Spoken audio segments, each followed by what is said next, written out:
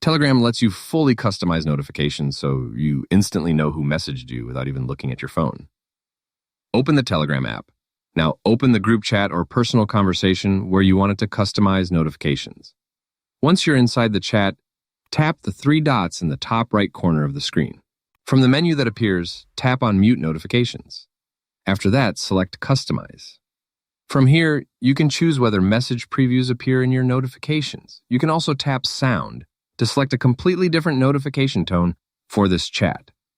This is really useful if you want important chats to stand out instantly. Next, tap on Vibration to choose how your phone vibrates when messages arrive. You can set it to default, short, long, or even disable vibration completely. Scroll down a little more, and you'll also find notification priority or importance settings. This controls how notifications appear on your phone, including whether they pop up on your screen immediately.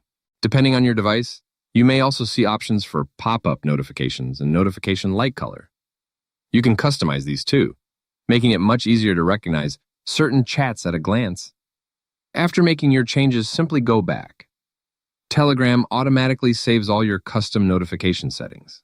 Now that chat will have its own personalized alerts, sounds, and notification behavior, separate from all your other conversations.